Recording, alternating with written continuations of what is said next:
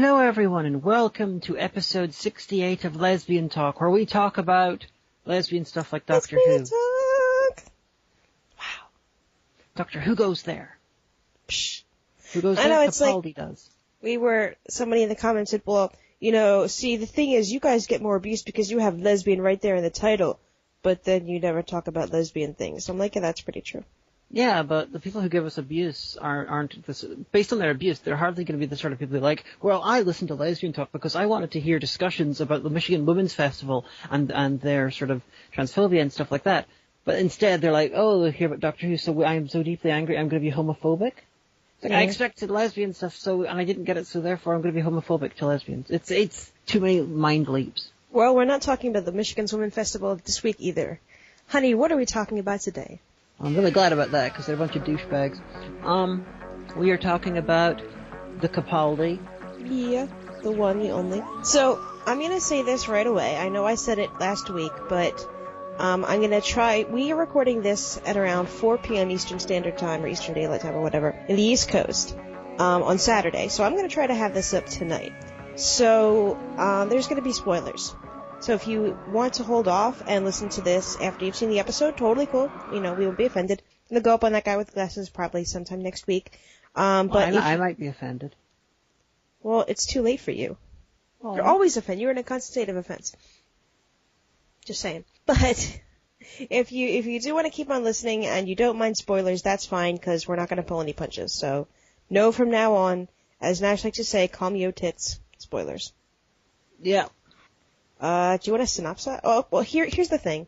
So, I will admit that I cheated. I watched this through my VPN service, and I was proxied into a London server, and you watched it in real time on iPlayer, right? Yeah, I watched it from the UK. I have to say, though, my connection was pretty good. It only kind of fuzzed out a few times, and it came back within a few seconds, so I was pretty pleased with that. Yeah, I only had a couple of issues, but that might have been my computer. Your computer is old. Like, my friend's parents' old. Okay, But, synopsis. yes. There's a guy called the Doctor, and he's from an alien race called the Gallifreyans, and he got genetically altered into a thing called a Time Lord, and... What? I gotta summarize the film. If you start at the beginning, it's gonna take like 3 episodes. Only 3? Probably more than that. Okay, Matt Smith, the 11th Doctor, regenerated at the end of Time of the Doctor, and it was really nice that he did regenerate then, because he got to escape that terrible episode. I thought it was good. I mean, it did have some bad points, but, And then Capaldi came in and he was like, oh god damn it, this episode sucks. Then he escaped and the episode was over. Well, I just realized that it's been about 9 months since the Christmas episode. Yeah, we're, maybe not 9 months. We're about 10 months since, the 50th anniversary. Well, yeah, but, alright, so 8 months since Christmas. Yeah, it's still quite a bit. Yeah. But pretty much, we're in Victorian London because, why not? And if you don't like Because China doesn't exist in Doctor Who. It could be in China. Neither does Jamaica. Neither does the planet Venus. What? What are you even talking about? Doctor Who, adventures in time and space, but always we end up in Victorian London, or modern day London. Or Cardiff. Or possibly Cardiff. Yeah, sometimes it's Cardiff. Or a spaceship in the 51st century. We have our preferences. Quote unquote America. Usually filmed in America with a bunch of bemused Americans. Or filmed in Toronto, calling it America. Or Well, does the BBC film? Because I know that for a while everything in the 90s was filmed in Vancouver or Toronto. Well, BBC tends to film stuff in the UK unless it's actually deliberately filming abroad. Yeah, but what I was thinking is they would film in Canada, because it's a Commonwealth state, and I'm sure they get tax breaks and then say it was filmed in America.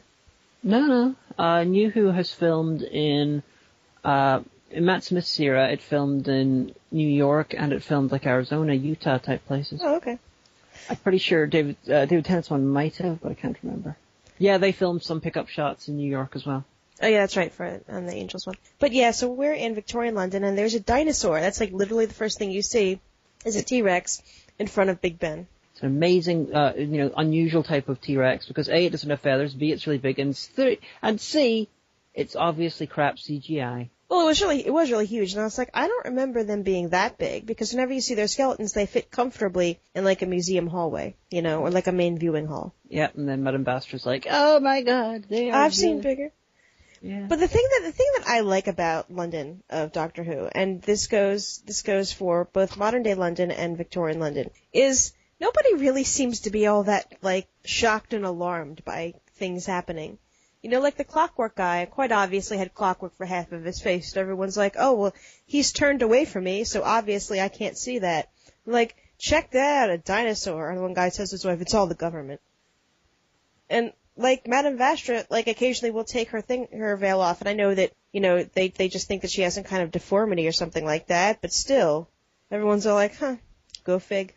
It's the same problems as the next Doctor with just plot-decided idiocy. Well, no, it's just like how, like, the Christmas specials, London, badness befalls London, like, all the time at Christmas. Because, you know, every single, or, you know, it's named after the Christmas special. You know, they're like, oh, look, there goes a Slitheen, spaceship. Yeah, well, you know, it's Tuesday. You know, I don't find that so much something to celebrate. It bothers me on a level. It's interesting, you know. Oh, whenever Vastra arrived, they're like, oh, thank the Lord for coming, Madame Vastra. Look, that's a dinosaur. And I'm like, why the fuck are you so happy to see Madame Vastra, this person who is allegedly a detective, whenever there's a giant fucking dinosaur? What you gonna do? Detect that it's a dinosaur? Yeah, but, like, you know, that's that whole trope that I think I'm pretty sure has been going on in British mystery since Sherlock Holmes is, don't worry, here's the detective that knows more than everybody else. We're safe now. Phew. Oh, I know, but it's just like, imagine there was like Godzilla attack and they're like, oh, thankfully, Sherlock Holmes is here. He can take cocaine and play the violin and work out that Godzilla ate, 500 people. Well, obviously, honey, they have Sense NPC, so they're like, oh, thank God, it's a higher level NPC. We'll be all right, guys. Don't worry. We might have to weather through a cutscene, but it'll be all right.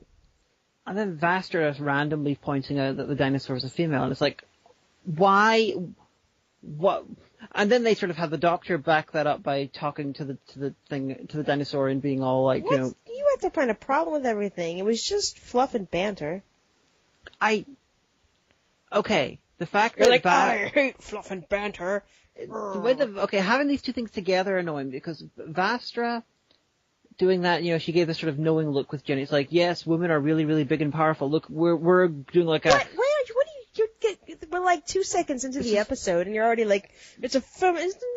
No, this was Stephen Moffat attempting to do some cargo cult feminism, which he does all the fucking time. He doesn't actually understand feminism, and he just attempts to inject it randomly. Get any feminism from that at all, and I think that you're just going off on something that's not there. And it wouldn't be quite so bad if they didn't have the Doctor talking to the dinosaur, because the idea of the Doctor can discuss things with non-sentient, non-sapient animals is fucking ridiculous, and it's annoyed me for a long time.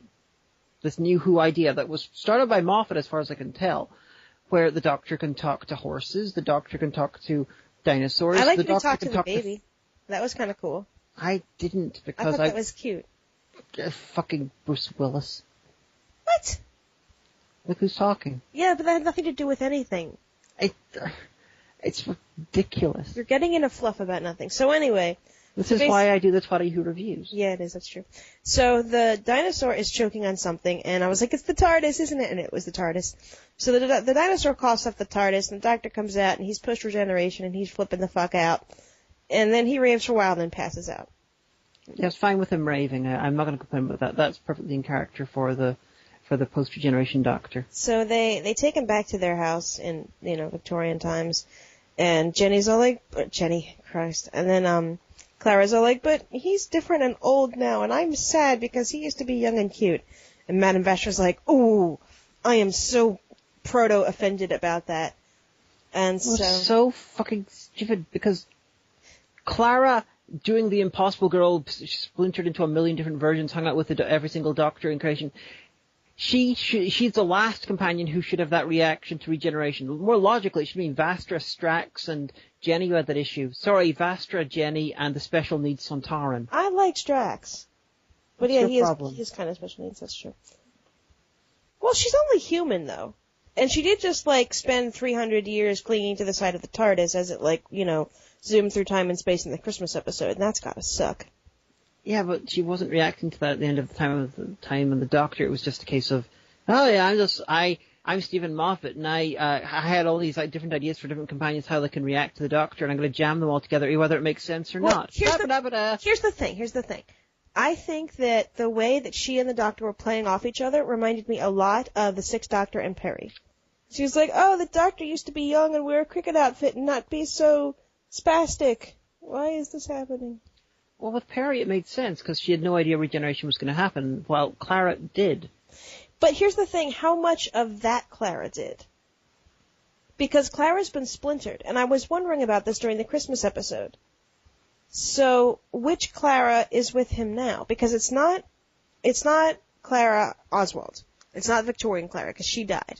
No, it's the original Clara, and they all reconstituted it in the time stream, and she remembers parts of their lives. She remembers bits of it. That's impossible. It's impossible. Yeah. But she splintered off and she did things and stuff, but that still is taking place in those times. Yeah, but she is the end result. She is the end result of it. So it's where is it stated that is the way? Between the lines. It's not. You're theorizing. Possibly I am, but this is not a reaction that Clara should have had. It's a good reaction for other people. Okay, first of all, again, you have to put yourself in the companion's situation, okay? You know, the TARDIS was flinging around in time and space, and it's crashing, and the Doctor doesn't know what he's doing because he's regenerated and he's out of his mind, and while she knows he regenerates, she doesn't know about, like, that whole post-regeneration fuck-it-upness. So then the dinosaur was chasing them, and holy shit, now we're in London, and Jesus Christ, there's a dinosaur, and things and stuff. So scanning through my mind, my memories for the clips and Name of the Doctor, just to see if she actually ran into any of the Doctors right after regeneration. And you are correct. Exactly. God only knows the last time she, had a good night's sleep. God alone knows the last time she had anything to eat or drink. Her blood sugar could be at 0.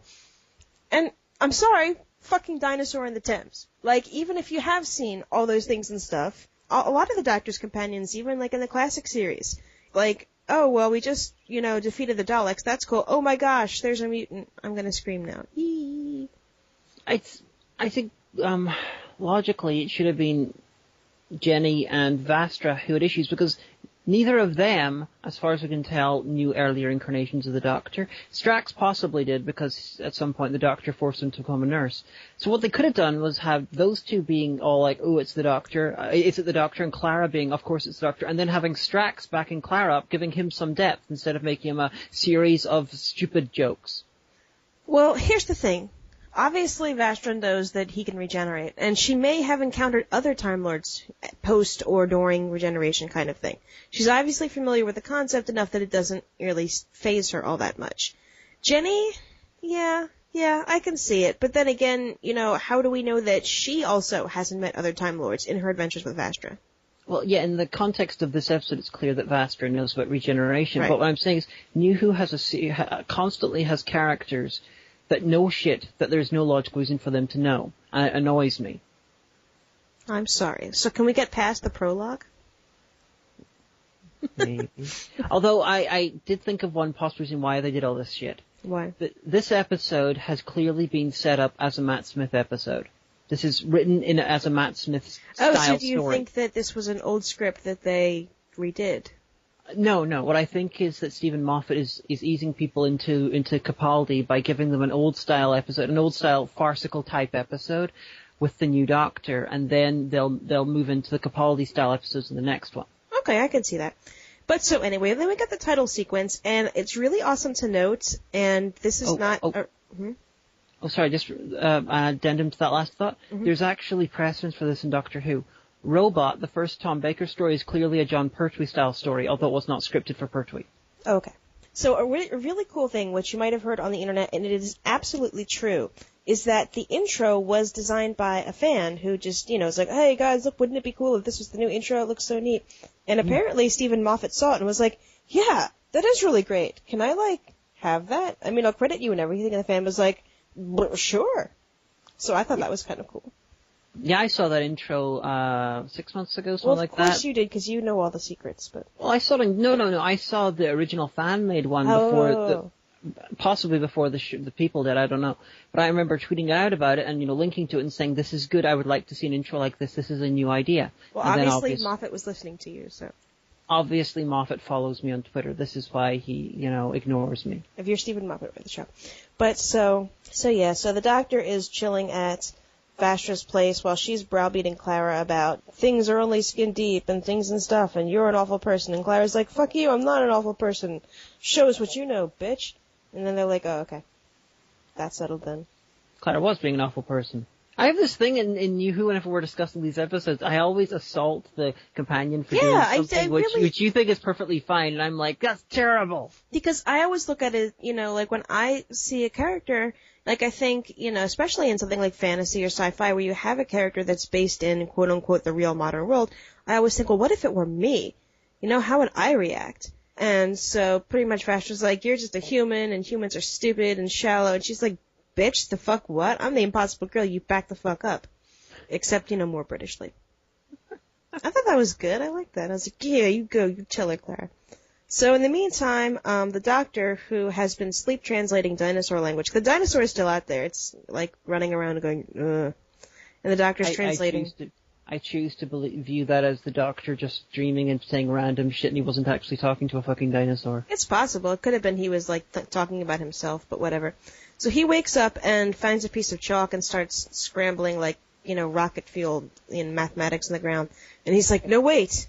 And then he runs out the window because it's more him. Commandeers a horse after talking to it, an annoying Hagan. And then the dinosaur bursts into flames. He's like, don't worry. I'm gonna get you back to your time. I will protect you. And the dinosaur bursts into flames. He's like, oh, fuck this noise. So everyone ends up at the Thames where the dinosaur is burning, and all the people's like, Jesus, fuck. So the Doctor dives into the Thames and swims away. And Clara's like, well, but... Vastra's like, don't worry, we'll have to solve the mystery, because that's where the Doctor will be. And she's like, oh, fine. So then the Doctor has this kind of fit in an alleyway with a bum.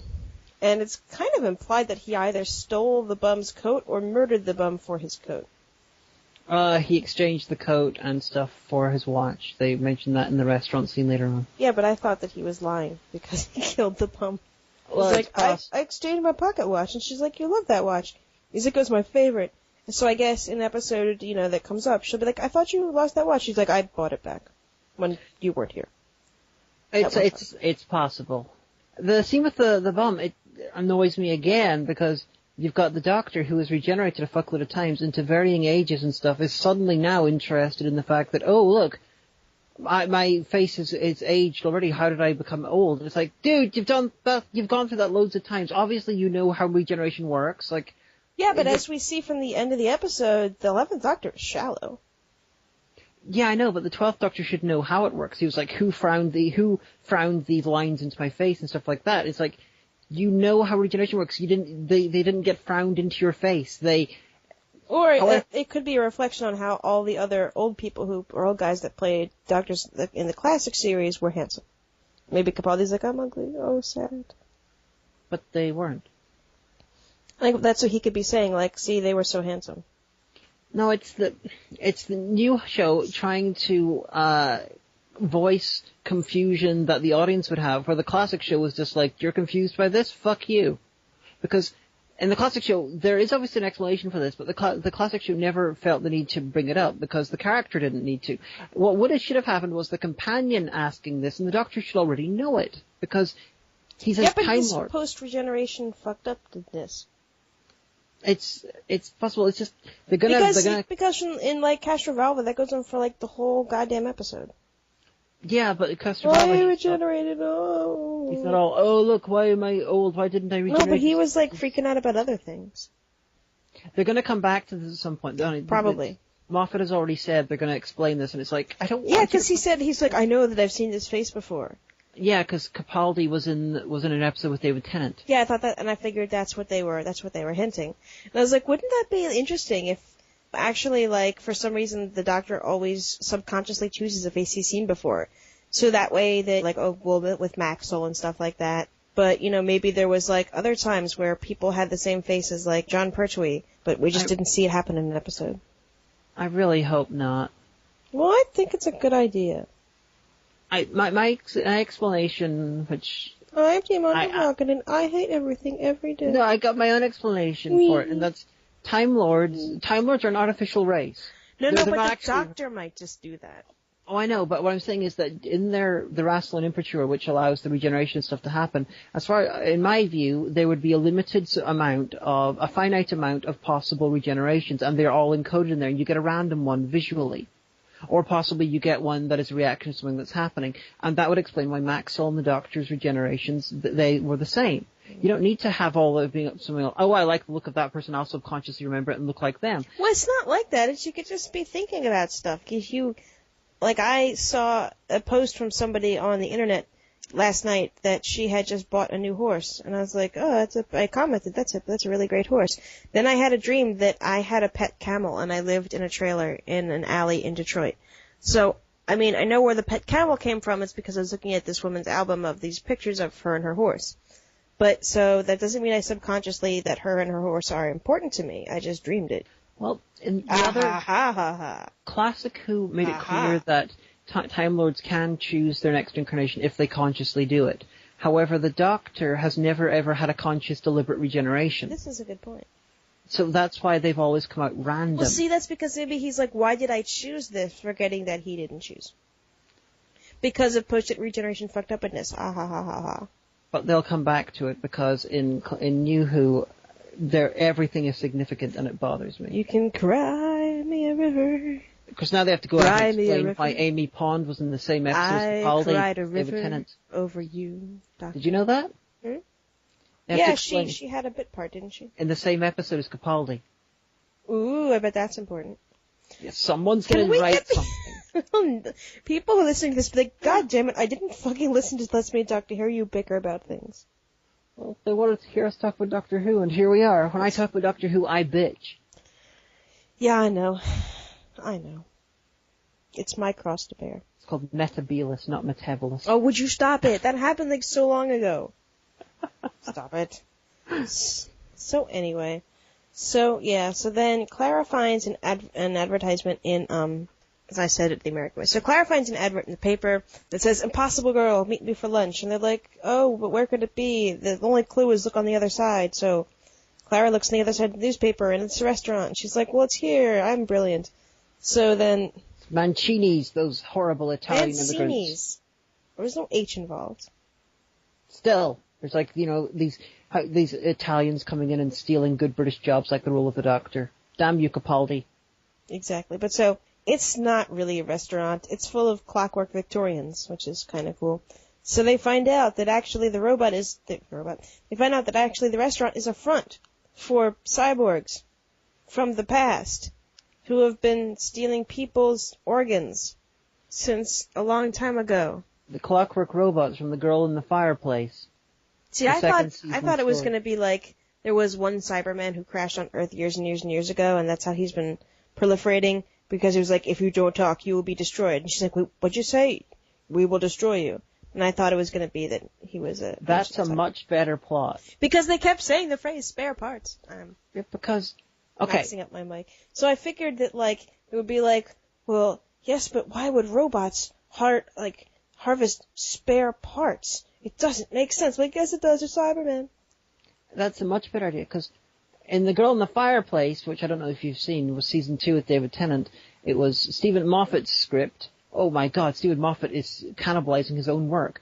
The Doctor comes across this ship, the SS, what do you call her? Madame de Pompadour, which was mentioned in this. He did. He kept saying, like, all these things. He's like, I can't quite get it. Yeah, and they come across there, and it's like, oh, look, this ship developed a fault, and these clockwork robots started cannibalizing the crew to try and repair the ship. And they opened up a special magic time door to Madame de Pompadour. They were going to wait till she was the right age and take her head to put her brain into the computer. And he's just cannibalizing his same ideas constantly. See, I really was hoping that it would be the Cybermen. And that's why they were all clockwork, because they were actually, as time went on, forgetting their own technology. So they had to use the technology at the time. Because if you notice, like when Clara tried to have logic games with it, you could see it like have obvious processing time. That would have been a good use of the Cybermen. It would be like, I will return to paradise. Where is paradise? Mondas. I knew it! Cybermen! Yeah, TV Who almost never does the Cybermen right, and that would have been an interesting take. But he's like... So wait, you're saying that my idea was good? Yes. Oh. Moffat, but then this one they have the Doctor being all like, Aha, well, I keep trying to get to paradise as well, but I'm never going to reach it. I'm like, dude, the Eye of Orion. Every single time in the previous classic Doctor Who and stuff, whenever you mentioned you wanted to go to the most peaceful and most paradisical place in the universe, it was always the Eye of Orion. You've been there. But I think he meant paradise as a construct. I know, but he was like talking to a person like it was a real place. It's just because he was trying to win against the robot. He can't have like a Family Guy aside, like, I've never been to paradise and backtracked. Remember that time we went to paradise? You're asking too much. I think you're trying too hard to find bad things. It could have been all like, robot guy, I can take you to the literal depiction, the universal depiction of paradise in our universe. They're like, okay. That would not have Story worked. over. Although I do like, he's like, it's against your programming. No, it's against my programming to kill. One of us is lying. Surprise, it was me. The Doctor kills somebody. I did like that. It's that's one of the ways that Capaldi is more classic Doctor, in that the Doctor does fucking kill. Fuck you, Doctor's daughter. And also the fact that he, now remembers the moment and everything like that. And the fact that potentially he still may have destroyed Gallifrey if he actually can't find it. They're frozen somewhere, but... Oh, they're frozen, but they communicate with you, and they can send messages out, and they can send regeneration cycles out, and they can talk to you. But they're also frozen and unable to do anything. We already talked about this last Christmas. I'm Stephen Moffat, and I'm really obsessed with complicated, long-arcing storylines that don't actually make sense when you've watched them side by side. Because, listen, this is not Trial of a Moffat, okay? That would be such a good season-long storyline. We can have, the future incarnation of the Moffat who went evil.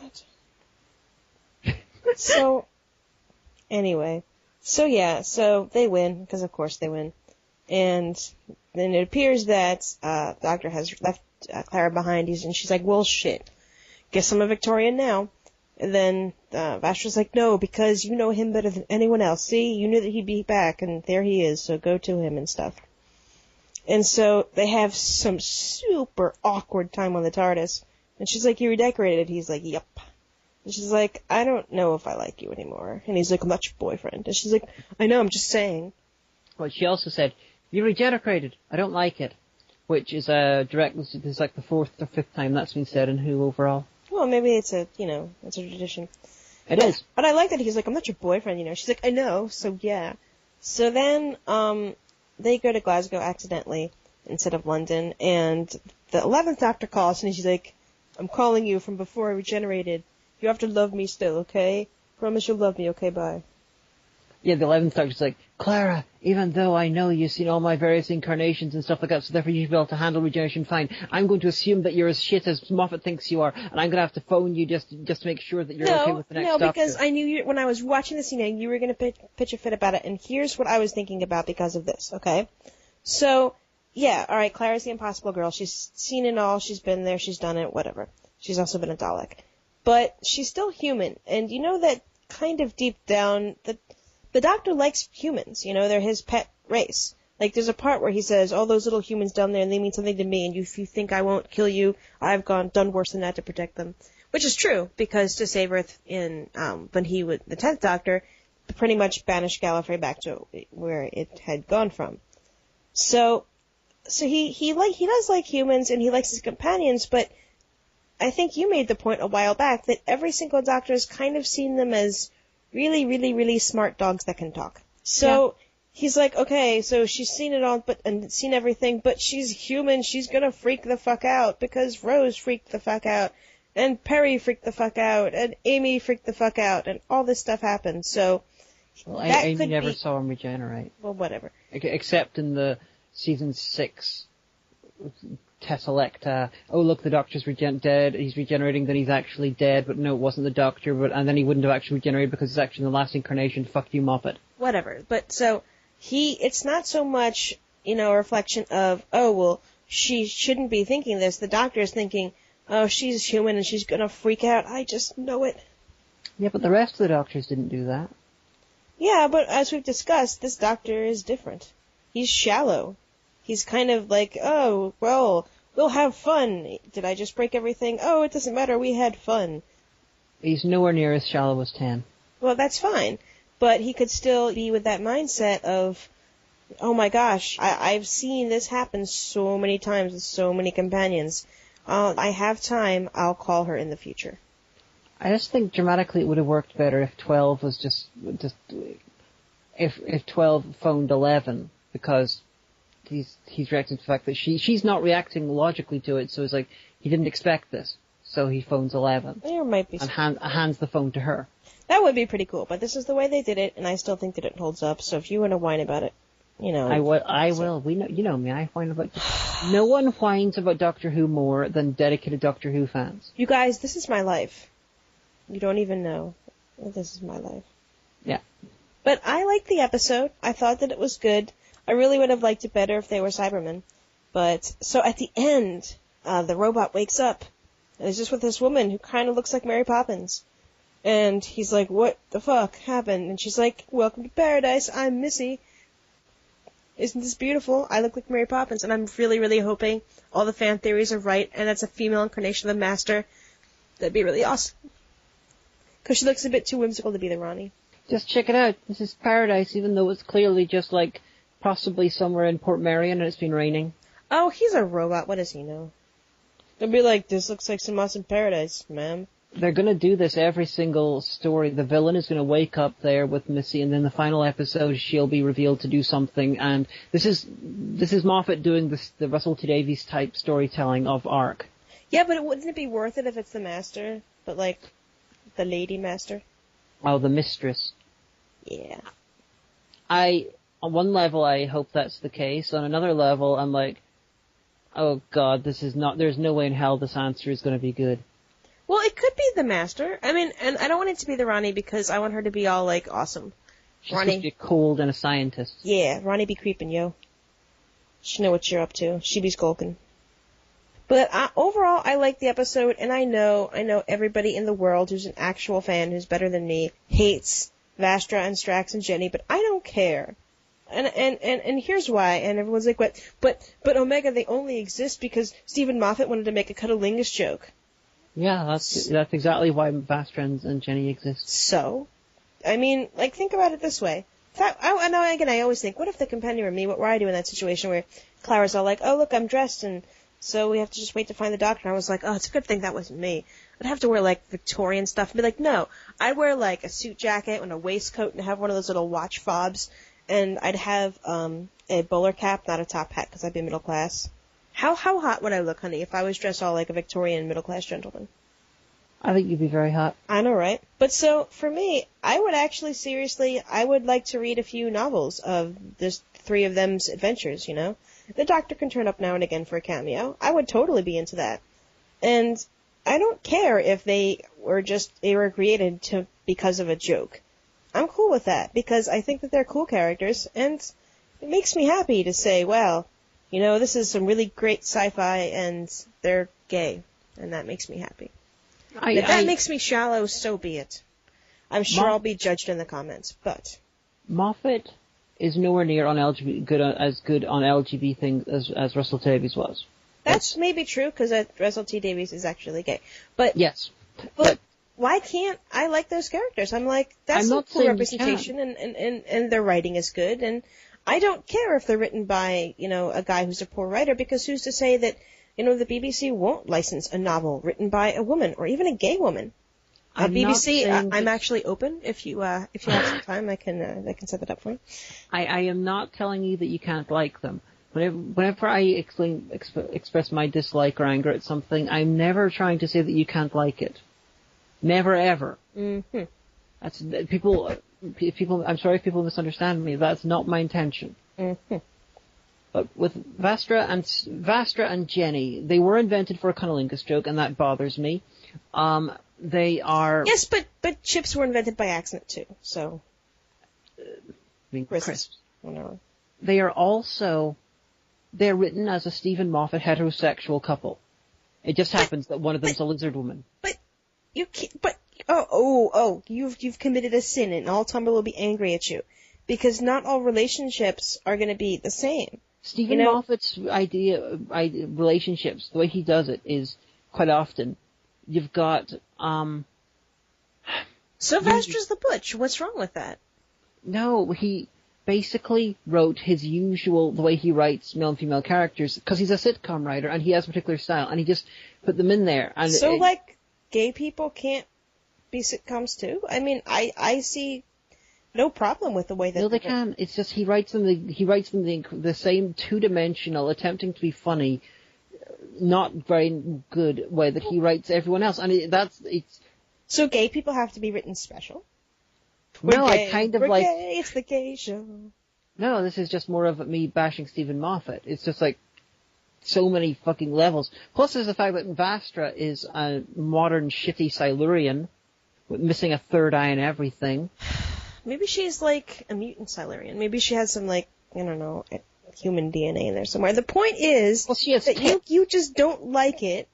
You just don't like it, and you're trying to find a reason why you don't like it, but those reasons don't hold up. No, because I find the way Stephen Moffat writes character relationships,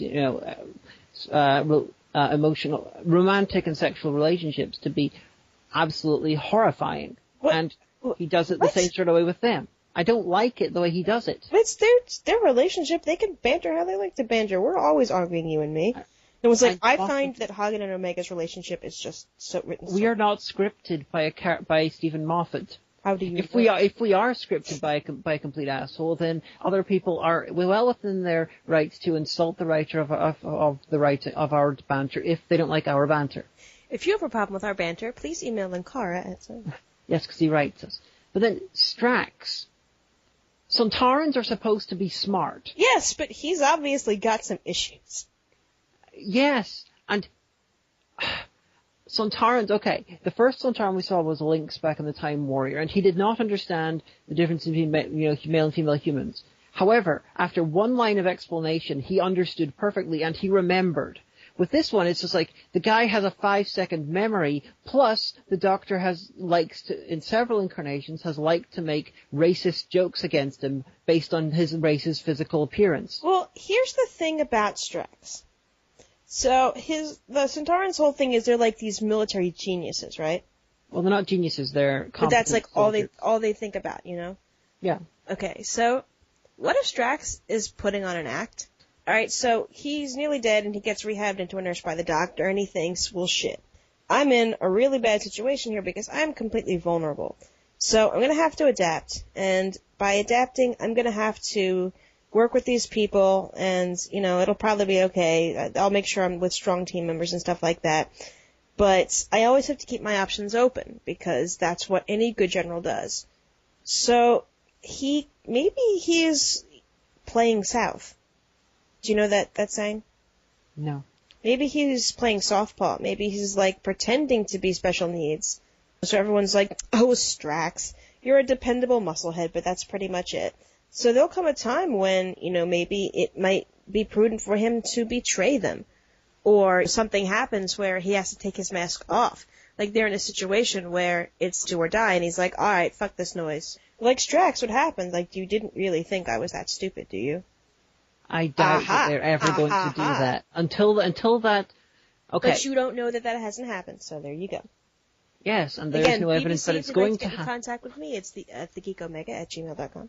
There is no evidence that it's going to happen, so I cannot make preparation for that to happen. Right, but what I'm saying is, you're dismissing all of this stuff, and you're not thinking like a writer. Because to a writer, there's 1,000,001 options, See, that's why I think... I'm watching Doctor Who as a viewer. Yes, but you're also a writer. Yes, I come up with ways I come up with the ways that I would handle things. Right, so until you know, I come up with give it the benefit things. of the doubt. That's where head-canon comes from.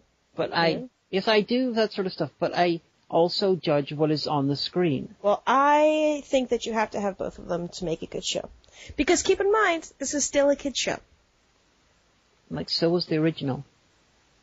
Yeah. And Holmes' original Sontaran, stuff in the Time Warrior was deeply, deeply clever and satirical and subtle when it came to parodying soldiery in this. This one is just like, I say surrender, I'm going to dip someone in acid. Oh no, I forgot, I shouldn't do that. Oh look, we only have one sex in our race, so I can't remember if people are male or female. Or you miss the possibility that he's trying at humor and failing utterly. Think about somebody who's but there's no evidence now, but there might be. I mean, think about it. I can't use that. Until that evidence exists, I can't use that. Well, anyway, audience, we leave you to make your own assumptions about that. Fucking Strax. I'm gonna talk about these people in depth in my 20 Who review of Good Man Goes to War. Oh, believe me, I know it. But anyway, because we are unbelievably running out of time, I thought that this was a very good episode. I enjoyed it, and I think that Peter Capaldi will bring some great new things. Capaldi is good. Capaldi he's an accomplished writer. He's an award-winning director. He knows his shit. He's been a fan of Who since he was 5 years old. And there's clips of him online saying fuck. Like, all you have to do is just Google Peter Capaldi and he'll probably be saying fuck. So I'm expecting there to be an upswing because Moffat mentioned in interviews that he realized that the shtick with Matt Smith was getting old. And he's going to be more dark and less flirty and more awesome. And he needed to change things up.